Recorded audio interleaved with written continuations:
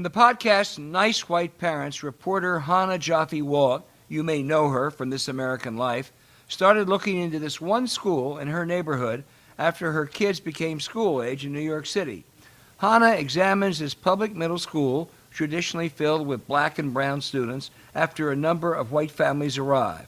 And then, not satisfied she fully understood what she was seeing, she went all the way back to the founding of the school in the 1960s, and then up to the present day again. Eventually, Hannah realized she could put a name to what was getting in the way of making the school better all these years. White Parents, Nice White Parents, is a fascinating listen that's deeply relevant today. It's made by Serial Productions, a New York Times company, same people who made the hit podcast Serial and S-Town. All episodes are now available wherever you do get your podcasts.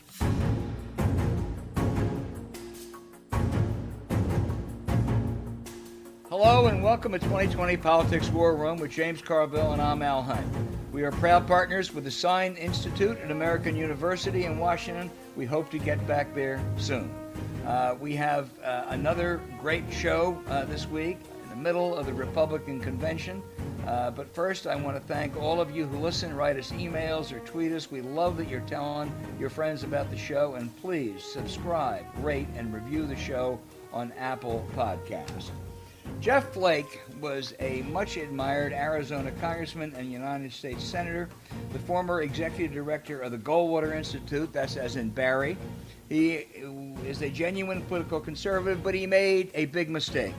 He preached and practiced civility and bowed out of office, elective office in 2018. He's now joined a chorus of former Republican office holders, governors, senators, House members, former cabinet members, and military leaders, Republicans for Biden. Senator, you and Cheryl are out there enjoying the clean air of the West, whether it's Arizona or Utah, but I thank you for joining us. Thanks for having me on, Al. Good to be with you, James, as well. Thank you, Senator. Joe Biden, he's certainly not a socialist. That's a totally bum rap. But on taxes, spending, health care, he's well to the left of Jeff Flake. Why support him? Well, I think that, for one, I think he will create and establish the civic space wherein Republicans and Democrats can start arguing about higher taxes or more regulation and actually have a real debate. Right now, you can't have those debates. It's basically you either support the president and his policies and his behavior and his conduct, or you don't, and that's not a healthy situation to be in. So yeah, I'll have disagreements with Joe Biden, but I think that we'll be able to have the debate, and that's good. You believe that Donald Trump really isn't a conservative. Elaborate. Well, I mean, there are several principles that have really kind of defined and have animated the Republican Party for decades. Belief in limited government, support for free trade, belief in strong American leadership around the globe, that makes America safer and the world better. And if you just look at those three kind of characteristics, I mean, we were running trillion-dollar deficits before the coronavirus hit us. We've moved away from free trade and toward protectionism. And the president has attacked these institutions that we established, 75 years ago. NATO, World Trade Organization, later on, and those things that have kept the peace and have led to great prosperity for, more than half a century. And a conservative wants to conserve and preserve institutions that work.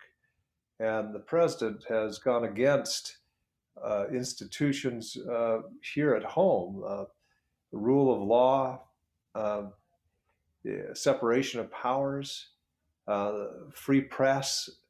Those are institutions that we ought to preserve as a conservative, and he hasn't. And then, most of all, conservatives, if nothing else, have had a healthy mistrust of concentrated power, particularly in the executive. And yet here we have a president that has exercised that, and a Republican Congress that has been quite supine when it comes to that, and just let the president run. And that's not conservative at all. Well, that brings up, the list of former officials, including you, is quite impressive. But among who are opposing Trump and supporting Biden, but among current Republican office holders, about the only one that ever stood up to him is Mitt Romney. Is this because they've been convinced it's now out of conviction, or is it fear? Um, Obviously, they look at where I am, and I would have liked, frankly, to have done a second term in the Senate. I'd been in the House for 12 years before, and I wasn't going to be a lifer, but another term I would have liked. But it would have required that I change many of my policy positions and then condone the president's behavior, because with one tweet or one phone call, he can generate a primary in just about any state that will take any Republican office holder out, and that's known. And I, some of my it's not just Mitt Romney. Some have stood on some other issues. I've wished that more would stand up. If more of my colleagues would at the same time, the president wouldn't be able to get away with what he gets away with. But it's fair. It's certainly fair. Seems that whether you're conservative or liberal or whatever it is, the job of the President of the United States, particularly as relates to foreign policy and being commander in chief, requires a certain amount of temperament and a certain amount of judiciousness and wisdom. It is evident to me, and forgetting the politics, that Trump is not even close to that standard. And now, without naming names, that's 53 people in the Republican Senate caucus. How many of them you think share the view that he's temperamentally and emotionally ill-suited for the job he has? Oh, I don't know how you rank that on a scale, or every Republican senator has winced at some of his statements or positions. Some agree with more of them than not, obviously. So there are some who are very disturbed and are completely quiet about it. Some who are cheering him on in some of these areas, and have trouble with others. But to a person, though, I can say that my former colleagues had greater aspirations when going to the Senate, than defending the president, his latest tweets or whatever else. Most of them want to legislate and want to have these debates, at least, and have the Senate be the Senate again. And it really hasn't been for a while. So there's two views. The first view is that kind of the Republican Party is a traditional, as you say, a limited government, low taxes, socially traditionalist, slightly nationalistic party embodied by Mitt Romney. And all of a sudden, along comes Donald Trump, and he seizes this heretofore ideologically consistent pro-American party, and that's one view.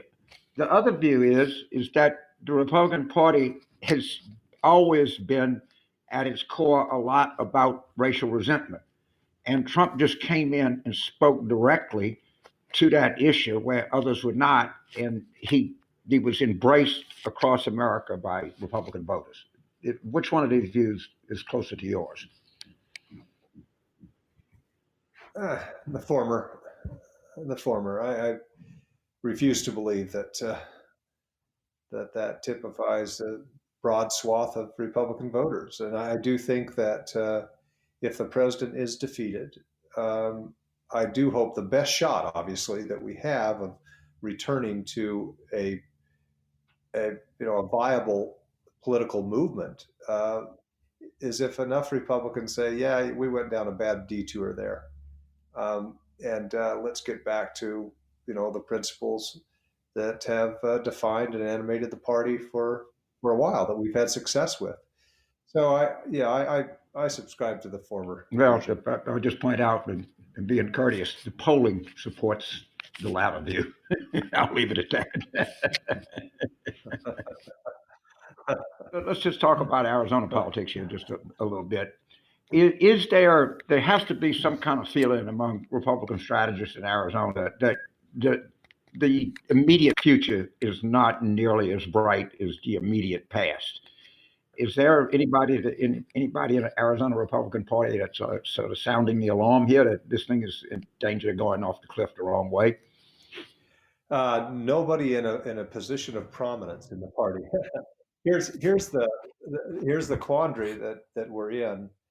When John McCain was in the Senate, when I was in the Senate, when John Kyle was in the Senate, there was always an effort to recruit precinct committeemen and others at the local level who had a more inclusive view of what a Republican can be, to those who could appeal the non-Trumpian view. Just put it that way.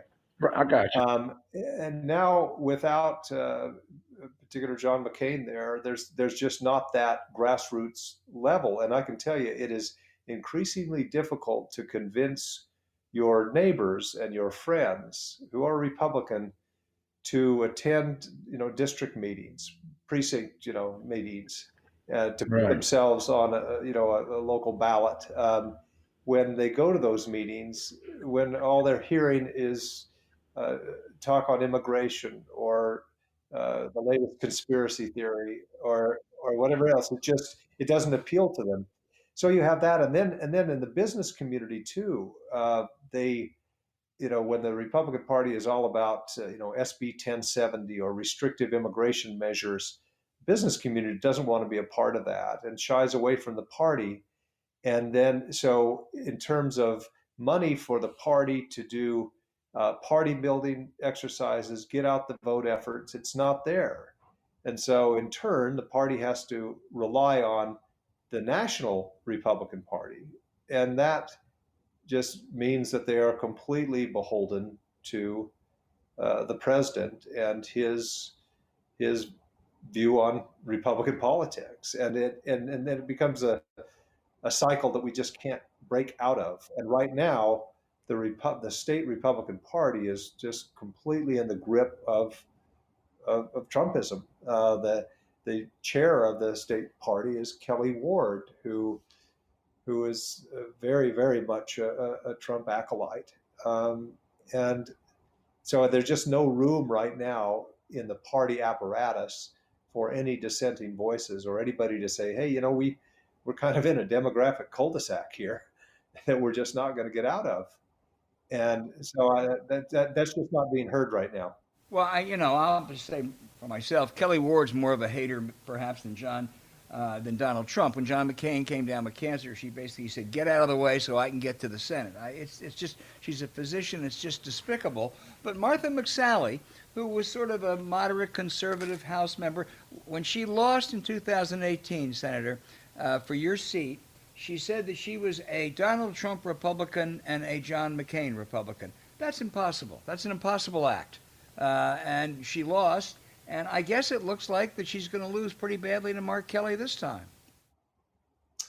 She has a very uphill battle, and the difficulty that she is in, and virtually any Republican statewide in Arizona, is to win a Republican primary, you have to be with the president, and that almost precludes you from winning a general statewide. And it used to be, and now before, you had Republican officials who would keep their distance, at least from the president. When the president would come to Arizona, they would say, "Well, I just happen to be in Yuma, or I'm somewhere out of town. I'm up north," and would, because they didn't want to stand on a campaign stage with the president when he ridiculed John McCain or belittled other officials. But now and that's what's been more painful than anything. We always knew where Donald Trump was going to come from and who he would be, but at least you had some Republicans willing to create some kind of distance, and that's been done away with. And I think that's the difficulty that Martha McSally and others have is. She felt that she had to be where she was going to be to win the primary. and or to flip now and create some distance with the president would seem insincere. So she's in a tough position, really tough position. Well, you earlier expressed your hope as to what a post-Trump party might look like. Let me give you, a different view, which is that Trump, when he loses, and I think he will, he won't go away gracefully.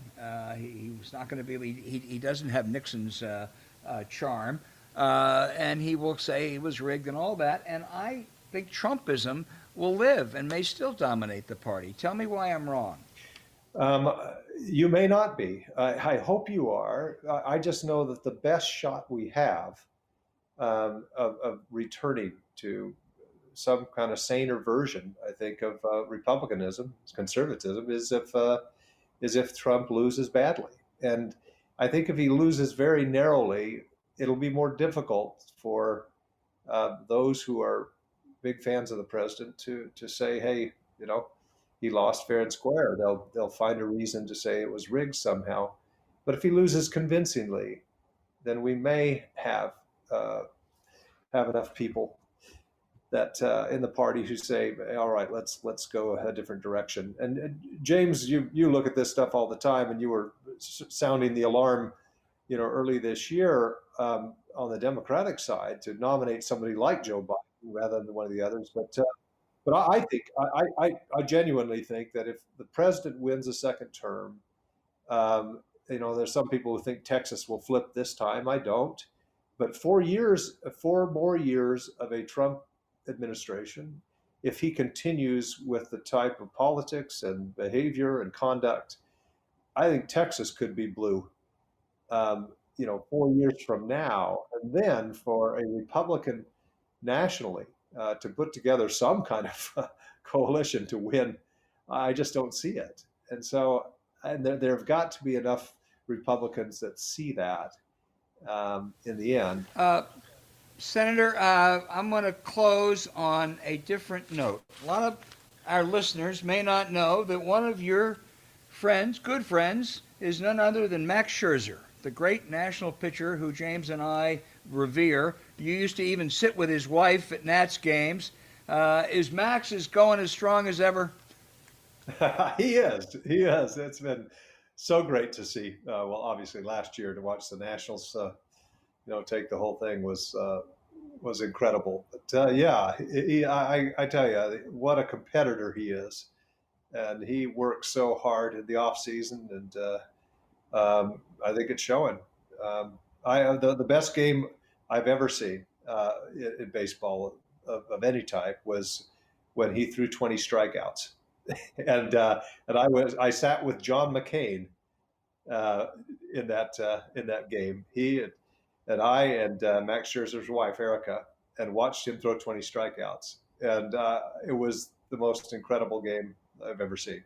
So I love baseball. I do too. James, I think on that we all agree. We all agree. And please, you see Max Scherzer, tell him this is his two biggest fans. I just love it. And I like it when he gets. I love to watch him pitch after somebody's hit him hard. I would not want to come up after somebody's, put a screaming double to right center, because it's not going to end well for the guy coming up next. Yeah.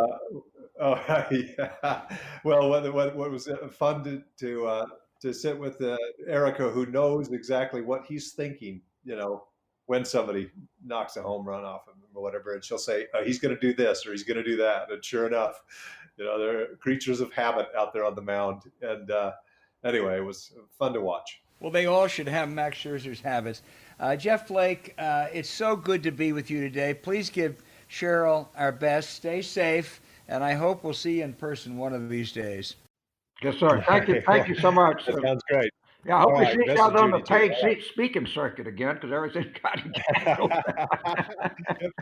There is one. Thanks again, guys. You bet.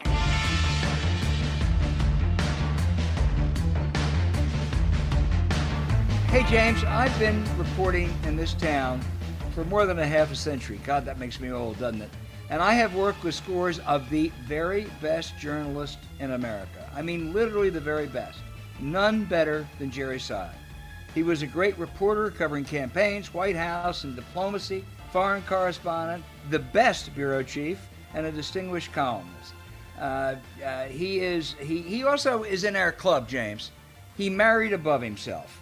Barbara Shavitz is every bit as good a journalist as he is. And so it's great to have with us the pride and joy of Hays, Kansas, and of the Kansas Jayhawks, Jerry Seib, who's the author of a really interesting new book that comes out today, From Reagan to Trump. We should have seen it coming. Jerry, Reagan had right-wing views, sometimes shallow, sometimes not, but he, in general, radiated optimism. America competing in the world, the value of immigrants and a global engagement, and also after 6 o'clock would have drinks with political adversaries like Tip O'Neill.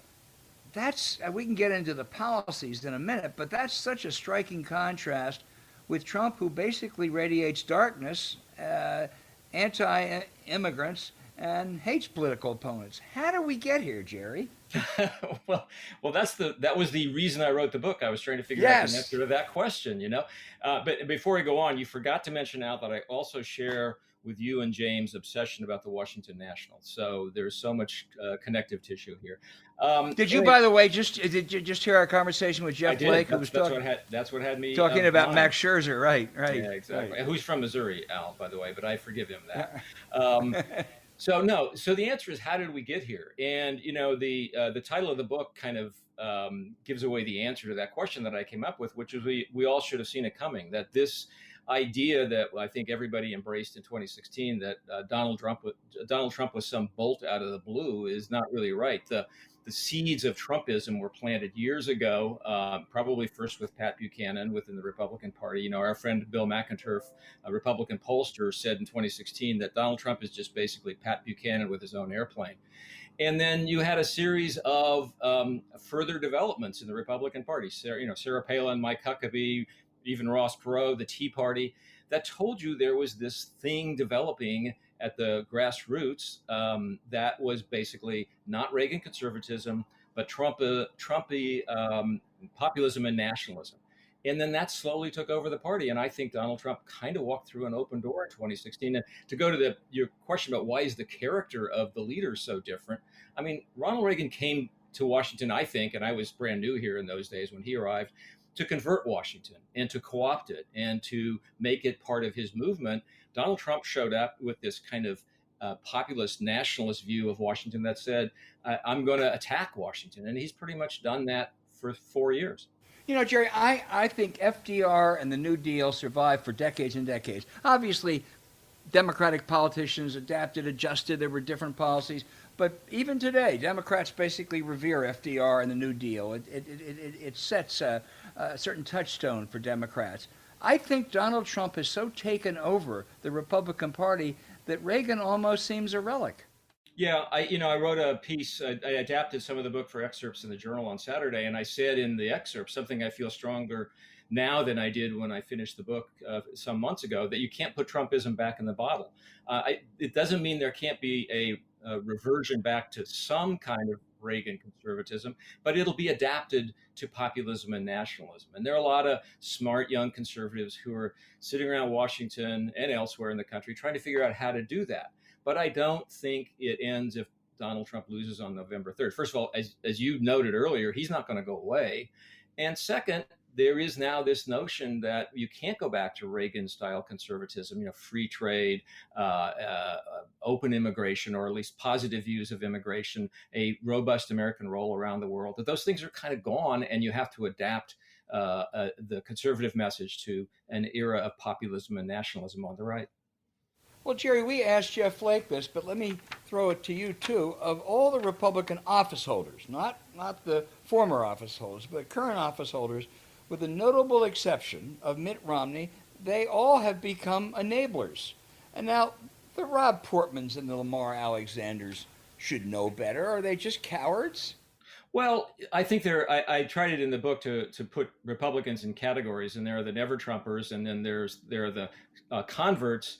And then there's this third group that I refer to as the straddlers. And, people like Marco Rubio and Ted Cruz and even Rob Portman fit into that category, which is they're not buying into Trumpism, but they're not willing to break with the president and their party. So they try to figure out ways to stay in the middle. But as your question suggests, Al, that's a tough spot to be in. There's not a lot of firm ground in the middle between the never Trumpers and the love Trumpers in the Republican Party. And my sense is they're just trying to survive in that narrow middle ground that's still there. Well, to talk about the modern Republican Party and not talk about race is like the guy said at the Dutch Economist, it's like having a firefighting convention and not talking about water. And I understand this glorification of Reagan. I just would point out that he called black males young strapping bucks. I would further point out that he opened his campaign in Neshoba County, Mississippi, and talked about states' rights. All right. I don't have no idea who. I'm sure that he was not a racist, but he was comfortable with them and comfortable with their help. And you can project forward. And we can talk about the pristine origins of free trade and 4th of July parades and a strong military and a low marginal tax. I'm just not buying in it. I think that is the dominant strain of modern conservatism. Well, look, I don't think Reagan was a racist, but he was a product of a racist era for sure. And he did go to Mississippi to open his campaign. He also went, by the way, when he started his general election campaign in 1980 to the Statue of Liberty and delivered a speech that was basically embraced immigrants from abroad. And so that was really more the 1980 version of Ronald Reagan. I think that the racial divides, that's a place where Republicans revert to, and they're doing it again right now. And I think there's no doubt about that. It's complicated when you talk about Reagan personally, because as you say, James, I don't think he was a racist, but you have to separate that from the Republican Party. And a better example is probably Lee Atwater and George H.W. Bush. In 1988, it was the year of the Willie Horton ad, and that was not George H.W. Bush, but he went along, and that's where that again, you're talking about seeds of the current Republican Party. There's some of those sown in there as well. Roger Ailes was Bush's TV guy. Everybody knows exactly who Roger Ailes was. In 1981, Lee Atwater gave an interview and said you used to be able to say to him, blah, blah, blah. Now you just say forced busing and lower taxation and everything. And maybe it's because I'm from the South, but I think racial resentment is the driving force. And again, I don't want to say that I'm sure Reagan was a nice guy, but he didn't have much discomfort being around these people, and he didn't have much discomfort with giving these tax breaks to these segregated schools. I've just remained convinced that racial resentment is the big driver of modern Republican Party.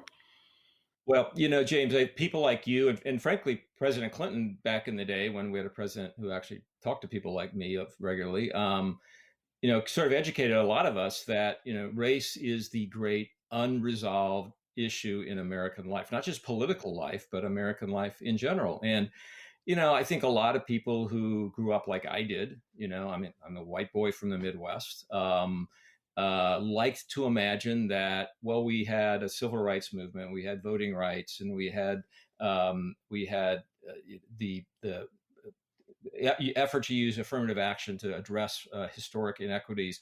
And then we elected an African-American, a black president. So we're done here. We've solved this. We are not a segregated racist country anymore.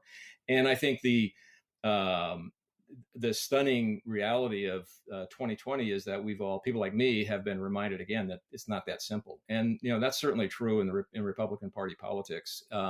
And, we'll see how this plays out over the next, 70 days, but it could be very ugly by November 3rd. Boy, yeah, they're going all in. Well, one transitional figure that you mentioned Pat Buchanan. I would say another, which you have a whole chapter on, very good chapter, was Newt Gingrich.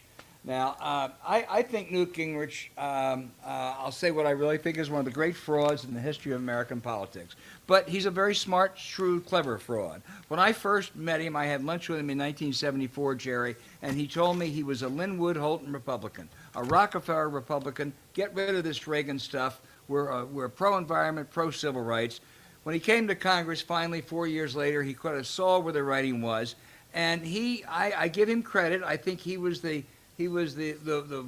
guerrilla warrior who led the Republicans to victory in 1994, and then did nothing didn't create any kind of a legacy except one of even meaner hate than existed before, and that also is part of what Trump has picked up. Yeah, and in that chapter, Al, I quote somebody we all know well, Rahm Emanuel, who worked with and against Newt Gingrich in various ways over the years, who said, the real end of the Reagan era of the Republican Party, in my mind, didn't occur when Donald Trump came to power, but it happened when Newt Gingrich became the face of the party. That's when you move from Reagan's sort of sunny optimism to kind of a much meaner, a more attack mode version of conservatism. It's also true, as you suggest, I think, and what I decided in retrospect is that the high point of the Reagan conservative movement actually was 1994. That was the high water mark, and that was Gingrich. But then, within 3 years, it was certainly within 4 years by 98, it had all kind of been squandered. And Bill Clinton was still in office, and Newt Gingrich was back home in Georgia, much to his amazement, I think. So it went away pretty fast. But I do think 1994 was a high point for the Reagan conservative movement, but then it became something different from the Reagan conservative movement. Well, I agree. Electorally, it certainly was, and Gingrich had an electoral strategy. He had no government. There's no Gingrich legacy. There's no legislative legacy. The plan for America was, great talking points, recycle, as you point out, a lot of recycled Reagan stuff. Didn't create any new legislation. And he ended up defending birtherism. This is Gingrich. And one time he called Chris Christie's office when he was about to appoint a Muslim governor, or judge rather, said, you can't do that because all those Muslims believe in Sharia law. That is where Newt Gingrich has ended up today. But in any event, I'll interrupt here for a little bit because you and I and James all know Lou Cannon. I revered Lou Cannon. He was on the very first Reagan reporting trip I ever went on. Agree. And you, Al, told me at the time, just hang out with Lou and do what he does and you'll be fine. I went back and looked at Lou's Reagan biographies as I was doing this. And he has a passage in one of those books in which he says, everything that was in Newt Gingrich's contract with America, which was 10 items, was in a Reagan State of the Union address 10 years earlier, basically. Right. And so that's kind of what happened there, I think. I think the reality is that Gingrich was too much even for his own party. That as he will admit today, I wore everybody out and I wore everybody down, and I wasn't a Reagan. And there aren't very many Reagans. I'll also say he admits that, but he won't admit to his mean-spirited bigotry and the hate and his hypocrisy. He presided over the House while they were impeaching Bill Clinton for lying about sex, while he was, if you'll pardon the expression, bedding a House staffer. Yeah. He's the most amoral man. Yeah. Well, I'll also note here, and this is a nod to James for sure, that when you go back and relook at that period, one of the things that strikes you is the way Bill Clinton and people like James completely outmaneuvered Gingrich. They took the middle ground away from him completely between 1994 and 1996, and certainly by 1998. And he was basically co-opted and outmaneuvered. And I don't think he realized what was happening then. I didn't realize what was happening then. But if you look at it through the rearview mirror, man, that was a era of master politics from Bill Clinton. Let me go. I think that you can generally say the Kansas Republican Party is not driven by racism, because not that many racial minorities that live there. But, Al Flandin and Nancy Kassenbaum or Bob Dole. And it looks like they might be fractured a little bit. There's a Democratic governor because they reacted against, the Brownback's idiotic experiment. And weirdly enough, Kovac loses the primary, but I'm hearing that race is more competitive than people think. I wonder if it's like these Johnson County Republicans or something that are starting to break off, and Kansas is, no, it's not going to be a blue state, but it's going to just take something more than just having an R after your name and screaming in a microphone. I think that's true. Brownback damaged the party, and Chris Kobach, the former Secretary of State who lost that governor's race, damaged it a lot more. And you have a deep schism in the Republican Party in Kansas. The Johnson County Republicans, you refer to Johnson County being the suburban area around Kansas City, has gone from moderate Republican to moderate Democrat pretty heavily. And you now have in Kansas what you sort of have in Missouri next door, which is the sort of the rural big heartland of the state is red, and Trumpy, very Trumpy.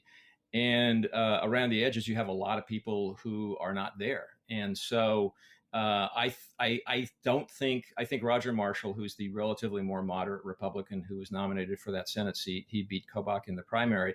I think he's going to win, but it's going to be a close race. And Kansas is a lot closer to electing somebody, a Democrat, to the Senate than it has been in 80, 90 years. It's a changed party in Kansas, and because the Johnson, whatever, I guess suburban Sedgwick, but I mean, they're breaking. Probably you can't. Pretty tough to win a Senate race in Kansas. Did it in 1936. We won the governor's race, and we had Tom Docking, and it's obvious. I mean, there's some pretty good Kansas Democrats. Go ahead, Jerry. Not many. I talk to Bob Dole from time to time because I'm from Kansas. He's from Kansas. And he called me out of the blue a couple of weeks ago because I guess he gets bored and wants to do political gossip with somebody. So, we were talking about this Senate race, and Bob Dole is 97 now. He knew exactly when the last Republican was elected to the Senate from Kansas. He knew the guy's name, and he knew the name of the company that he had worked for before he got into politics. I mean, this is an amazing person, and that's just a Kansas aside, but you guys would both appreciate it, I know. Oh, Jerry, I had a conversation with him last week. It was not as much Kansas centric, but he analyzed the current presidential race, and he did it really. He was brilliant. We can't thank you enough for your time, and I want to tell everyone out there, Gerald Seib. It's called "We Should Have Seen It Coming" by Random House. Order it now. Thank you, today. guys. Don't wait till tomorrow. Order it today. Thank you, Jerry. Thanks, Jerry. Thanks a million. Stay in touch.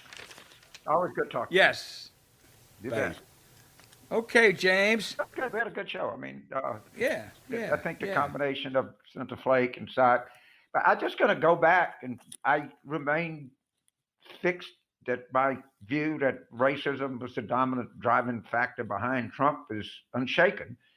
And it's unshaken that what happened is even if people weren't, they were certainly tolerant of it.